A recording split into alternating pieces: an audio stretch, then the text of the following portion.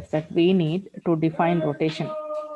So one of the students answered one is center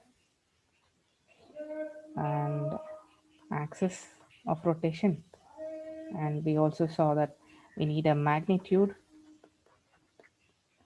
right? And also, yes, direction, absolutely right. So first of all, what is center and what is axis? So whenever there is a rotation usually occurs in a plane. So that plane we'll call the plane of rotation, and the center is the point on the plane about which the rotation occurs. Now, what is axis? There is a line, perpendicular line that passes through that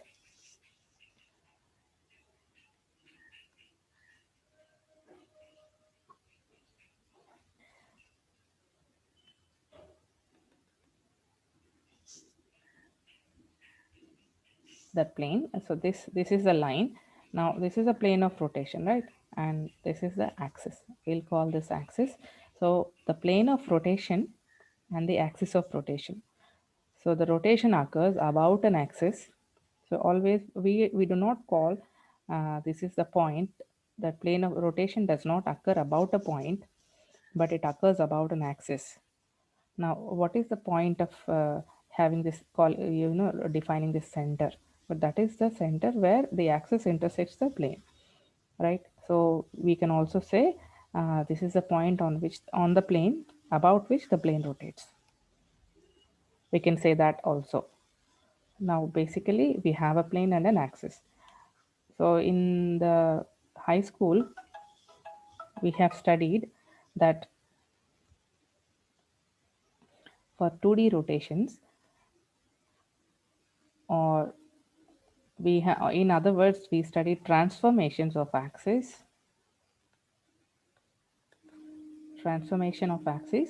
where x and y axis, the xy plane is rotated about an angle, through an angle, right? Now this becomes new x-axis and this becomes new y-axis, and this or about origin. So transformation actually occurs in two ways. One is translation and the other is rotation. So we are talking about a rotation. So the axis, the plane, xy plane is rotated about origin through an angle theta. Now imagine there is a point A lying on xy plane whose coordinates are A and B. Now what will happen to these coordinates, or how do you represent these two coordinates in the new axis or the rotated axis? So let us call the new coordinates as A dash and B dash. So this will have a relation uh, to the original axis or the original coordinates, and we all have derived earlier how to write that. So without wasting time for that derivation, we will simply write directly the representation itself. So this is called the rotation matrix because we have applied this transformation. We will also call transformation matrix. So this is called a transformation matrix, right? If we apply this transformation matrix to original coordinates, this is what we get, right? Now in the entire rotation, we have not talked about z-axis. This is x-axis and this is y-axis. Although the rotation is about origin, that means this rotation is about actually about z-axis, right? So we just did not say z-axis, rather we said origin, but it is the same. So xy plane is rotated about z-axis. So when now we are acknowledging the existence of z-axis here, right? So let us add the coordinate z, that is another third coordinate, and then see how the equation looks.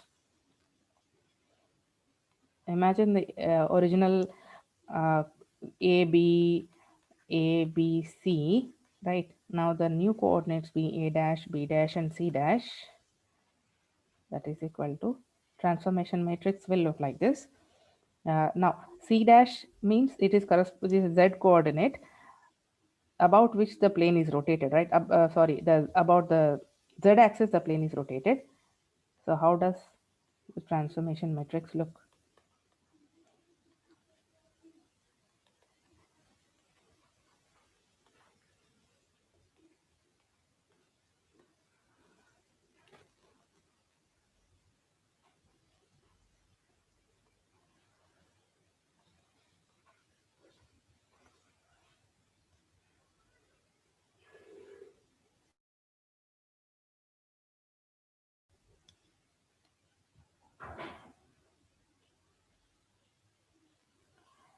So this is the way we represent three-dimensional rotation, although it is two-dimensional, but the rotation is about z-axis, right? Z-axis is the one that we are, the plane is xy plane is rotated. Axis is z-axis and the plane is xy plane. For this, what is the angle? Angle is theta. That is the rotation. Now imagine if we need to rotate in other axis, about other axis. For example, yz plane can be rotated about x axis and zx plane can be rotated about y axis, right? So individually the planes can be rotated about the other remaining axis. That is three ways, right? Three axes can be formed and three planes are there. Now in practical applications, for any body to be rotated to a random orientation. Let us say I'm not talking about x-axis, y-axis or z-axis. Let us say there is another random axis which is neither x nor y or nor z. There is an axis, random axis, right? And this about this axis, if we rotate this body, right? Why do we need to rotate it about a random axis? Because in practical applications, we do not rotate this body strictly about x, y, z axis. This is a rare occurrence. In general, our requirement may be any one other than these three axes, any other axis. So in order to achieve that perfect orientation that we require, we may need to rotate this body about a random axis. That means we want to rotate this about a random axis in order to have another orientation, right? So to achieve that random axis or the orientation about this random axis, what we need to do practically is to rotate about these three axes in succession. We may need to. So first we rotate it about x-axis a little bit, and then about y-axis a little bit, and then z-axis a little bit.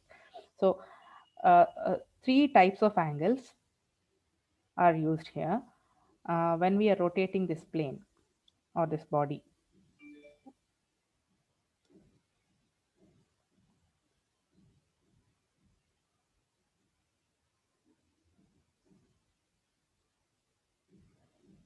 Now,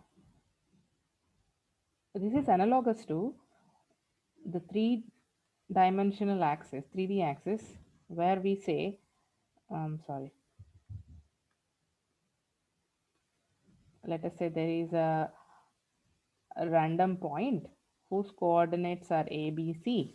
Now we want to reach this point a. So how do we do when we talk about walking in straight lines? That means if we are only able to walk in straight lines or to define x along axis, so first we walk for a along x-axis, and then a distance of b units along y-axis, and then a distance of c units along z-axis. That's how we reach the point a. So that means we are walking along three directions in succession, one after the other. First we walked a in x direction, b units in y direction, c units in z direction, and that's how we reached finally point a. In the same way, in order for the body to have a orientation, orientation means to have it faced, or the plane should be facing some direction. For that we have to rotate it about x-axis first, and then y-axis first, and z-axis first. So we have to do it in succession. It could be any, you could use y-axis rotation first, or about z-axis first, etc. So we have to rotate it individually about these three axes in order to achieve the final required orientation. So that is the point I wanted to get at. Finally, so in order to describe these three rotations, we have Euler's angles, and also there is a third type, quaternion. We will be discussing that in tomorrow's class. So this is only for revision about what we have talked in today's class, right? So remember this transformation matrix for rotation about z-axis. So let us write down for and instead let us see the presentation. Or I think you have the presentation with you. Please go through the presentation. You will find the three elementary rotations, right? Where the rotation, the planes are YZ plane and ZX planes are also rotated about the respective axes, and also the transformation matrices are given there. Go through that once, and then we have defined the right hand rule where it shows the sequence or the convention of arranging the axes x, y, z axes, with respect to each other in space. So that is a convention. What does that mean? X-axis and y-axis and z-axis. This is by habit we write, but what if you want to write y-axis here and z-axis, x-axis here and z-axis here? Why not? Why don't we write like this? It may be. So it is not a hard and fast rule that you have to write it this way in a particular orientation.